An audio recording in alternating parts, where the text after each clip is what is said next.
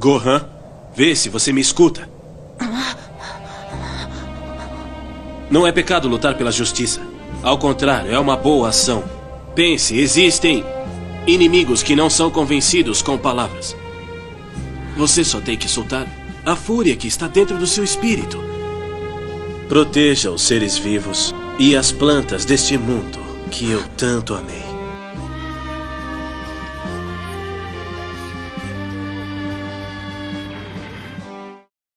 Sejam bem-vindos a mais um vídeo aqui no canal mais flopado do YouTube brasileiro, para fazer mais um vídeo de lista. Pois é, rapaziada, eu sei que vocês não aguentam mais esse tipo de conteúdo, e pra ser sincero até eu já enjoei. Mas bom, vocês pediram bastante no vídeo sobre personagens que são pura maldade, para que eu fizesse o oposto. Por isso dessa vez eu estou aqui para falar sobre personagens que representam pura bondade nos animes. Para quem não sabe como esse tipo de vídeo funciona, eu basicamente vou apresentar alguns personagens que eu considero que se encaixem no conceito que iremos tratar hoje, e analisar cada um deles para ver o que podemos tirar de proveitoso. Bom, antes de irmos pro vídeo, como de costume eu gostaria de pedir que hypasse esse vídeo no botão aí embaixo, caso esteja vendo em um celular. O canal tá crescendo cada vez mais graças à ajuda de vocês hypando e curtindo os vídeos. E lembrando, eu guardo prints de todos os comentários positivos que vocês colocam nos vídeos, pois fiz uma promessa de que lembraria de todos vocês que estiveram aqui desde o começo, quando fizermos o especial de 100k. Eu tenho uma pasta cheia de prints e, se quiser aparecer lá, deixe seu comentário positivo aí embaixo, ou uma crítica construtiva, o que ajuda demais o canal a crescer. Dito isso, bora pro vídeo. Empatia, altruísmo, humildade, pacifismo, perdão e sacrifício. Pra mim essas palavras representam o que uma pessoa deve ter pra ser boa. Por isso vou fazer esse vídeo aqui utilizando em base esses 6 arquétipos cruciais. E pra começar, acho justo citarmos um dos maiores exemplos de empatia nos animes, que é o Luffy. Bom, o Luffy, não tem muito o que dizer sobre ele. Já no começo do anime já percebemos o quão bom esse protagonista é. Anime shounen geralmente são protagonizados por personagens extremamente bons. Cabe mencionar aqui Naruto, Goku, Itadori e Tanjiro. Talvez só o Togashi que fuja um pouco desse conceito, mas o Oda conseguiu transmitir uma energia maravilhosa pro personagem do Luffy. No começo do anime vemos ali aquele garoto de cabelo rosa com dificuldade para se livrar de uma pirata que o mantinha cativo, e que conseguiu seguir seu sonho graças à ajuda de Luffy, que apesar de ser um pirata, sabendo do sonho de Kobe, não o julgou, pois o incentivou, afinal, o sonho dos homens não tem fim. Luffy demonstrou ser alguém empático todas as vezes que se colocou no lugar dos seus companheiros, ao livrar Zoro das mãos dos marinheiros, ao ajudar a Nami porque sabia que era o certo a se fazer, ao guiar o Usopp para ser um verdadeiro guerreiro dos mares, ou todas as vezes que ele ajudou o Sanji a seguir seu verdadeiro propósito, ajudar o Chopper em seu sonho, Robin a achar uma razão para viver, Frank a trabalhar com o que sempre amou, Brook a ter companhia mais uma vez depois de tanto tempo, e até mesmo achar um lugar que pudesse acolher Jinbe sem o julgar por ser quem é. Tudo isso porque sua bondade era genuína. Ele se sente na obrigação moral de ajudar seus companheiros. Muitas vezes sua bondade o faz ser ingênuo demais, mas todas as vezes que ele ajudou alguém, ele ajudou porque sabia que era o certo a se fazer. Eu tenho a impressão que o Luffy é tão bom por conta do ambiente que ele cresceu. Junto de pessoas bondosas, ainda que piratas, eram pessoas que o ensinaram o que um verdadeiro pirata era. Não é simplesmente alguém que busca saquear tudo, matar e derramar sangue, mas sim alguém que almeja pela liberdade. Seja ela individual, no caso de Barba Negra, ou coletiva, no caso de Luffy. Luffy também é um exemplo de altruísmo e humildade, assim como o Gohan. Gohan sempre foi diferenciado por ser extremamente forte, mas por ter um coração gigante.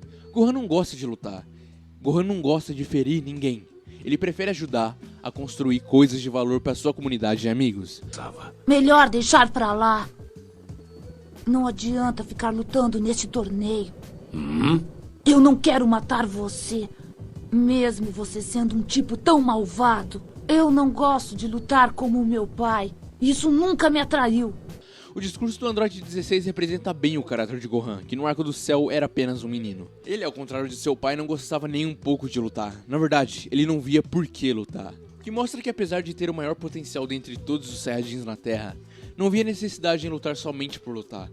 Mas sabia que se não tivesse escolha, era o certo a se fazer. Como o Android 16 lhe disse, não é pecado lutar pela justiça, ao contrário, é uma boa ação. E Gohan, ao perceber que existem inimigos que não são convencidos com palavras, entende que o caminho dos pacificadores funciona só até certo ponto. Mas claro, o Gohan da timeline original é de fato muito bom, e na saga Cell ele demonstra isso fazendo de tudo pra salvar aqueles à sua volta.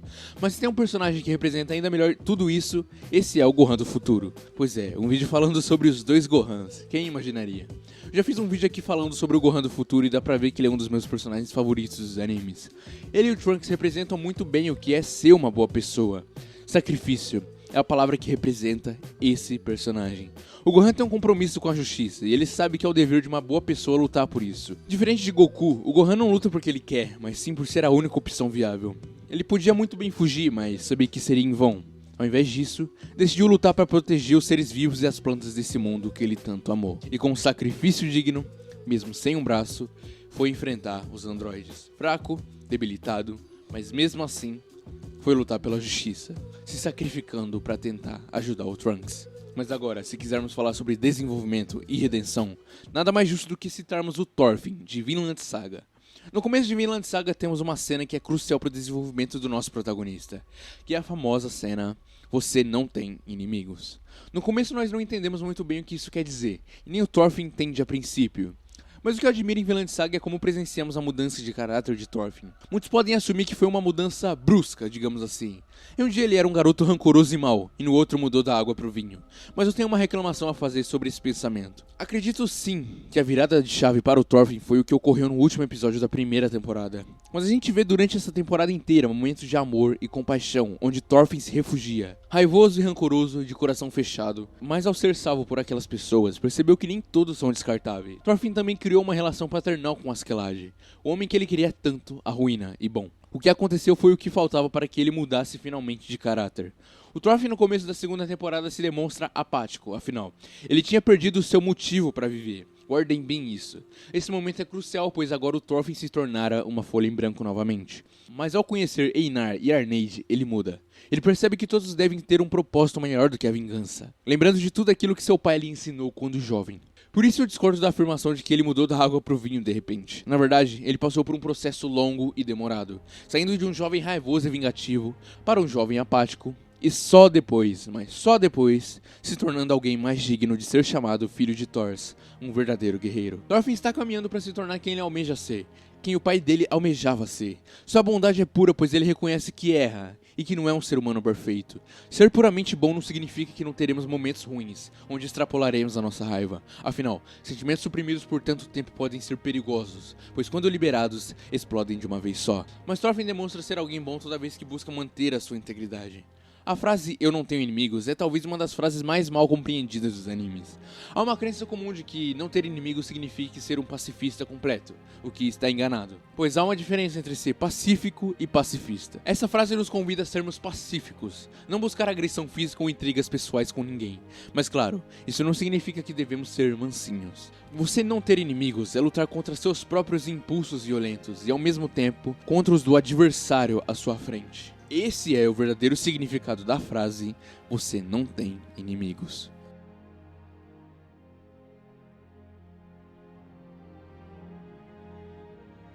Pra finalizar, eu pensei muito em quem colocar aqui no final, e ninguém melhor do que a pessoa que representa tudo isso que eu citei aqui anteriormente. Pacífico, humilde, empático, amoroso e, acima de tudo, corajoso. Pois pôs em prática um dos atos mais difíceis de todos os tempos, e um dos mais louváveis também. Esse ato é o perdão. E esse personagem é Jonathan Joestar, de Jojo Phantom Blood. Pois é, impossível existir um vídeo sobre bondade absoluta e esquecer esse personagem. Jonathan representa tudo aquilo que um homem, um ser humano, deve ser. Ele cresceu em família rica e mesmo enfrentando imoralidades e traições, nunca abandonou o seu caráter bondoso. Desde criança ele sempre se mostrou ser alguém extremamente humilde, mesmo sendo criado como um aristocrata. Ele nunca utilizou do seu poder para fazer coisas ruins. Na verdade, ele era uma criança como qualquer outra. Até que chega um momento em que Dio, que já fiz vídeo aqui no canal sobre personagens que são pura maldade, aparece. E mesmo arruinando tudo e destruindo a vida de Jonathan, o mesmo nunca se rebaixou ao mesmo nível de maldade. Mesmo sendo humilhado, traído e quase morto, ele mantém seu coração puro e sua fé no bem. Mas vamos ser sinceros, o Jonathan não é ingênuo, ele é alguém bom, mas sabe que o mundo e as pessoas podem ser extremamente más. Quando Dio agride e humilha Erina, a quem Jojo amava, ele se sente extremamente furioso, mas não é movido por um ódio ao Dio em si, mas sim pela vontade de proteger quem ele ama. O Jonathan nunca foi movido por ódio, mas por amor. Mesmo sabendo dos atos de tirania do Dio, Ele nunca é motivado a derrotá-lo pelo ódio ou por vingança, mas por saber que era o certo a se fazer. No futuro, após o que aconteceu, após Jill virar um vampiro e Jonathan passar por um árduo treinamento, chegamos no ápice do arco, quando eles se encontram no castelo e duelam. Vemos ali, depois de uma batalha extenuante, o Jonathan derrotar aquele que ele amou tanto desde a infância. E ele chora. Sério, que personagem você já viu fazendo isso? Ele chora depois de derrotar aquele que arruinou a sua vida. Pra mim, esse é o maior exemplo de masculinidade que um personagem de anime pode alcançar. Jonathan Joestar é o GOAT absoluto dos animes, o maior Giga-Shed de todos. No final dessa temporada, vemos um dos finais mais tristes para o Jojo mais bondoso. Em um ato de nobreza, ele morre perdoando seu pior inimigo, com um abraço caloroso e o maior gesto de amor que alguém poderia ter, desejando que pudessem ter sido amigos em outra vida. Graças ao seu sangue e seu espírito, as próximas gerações poderiam receber força para derrotar os mais difíceis inimigos, incluindo o Dio novamente. E, pra ser sincero, seria insano se o stand do Jotaro, o Star Platinum, fosse realmente o espírito do Jonathan, pois haveria um simbolismo nunca antes visto nos animes. Mas, como a gente sabe, não passa de uma teoria que foi desmentida. Espero que com esse vídeo você possa ter tirado algo de bom do caráter desses personagens e que eu tenha acrescentado algo de valor pra vocês. Peço perdão se eu tenha deixado a emoção tomar conta, mas esses são personagens que representam muita coisa pra mim. Claro, é um vídeo muito curto pra poucos personagens. Existem vários e vários personagens que se encaixariam aqui. Menções honrosas como Tanjiro, Naruto, Kuma, Alphonse, entre outros. Mas aí ficaria um vídeo enorme, mas se quiserem, farei uma parte 2 com mais personagens, ou melhor, posso fazer um vídeo separado para cada um, explorando ainda mais suas particularidades. O que acham? Deixe aí nos comentários. E lembrando, todo comentário positivo irá para minha pasta especial para aparecer no especial de 100k. Muito obrigado por todo o apoio que vocês deram até aqui. Vocês são incríveis e não tem como eu agradecer mais. Não se esqueça de se inscrever para nos ajudar a chegar aos 30 mil até o fim do ano. E só mais uma coisa, não se atreva a se tornar um vazio.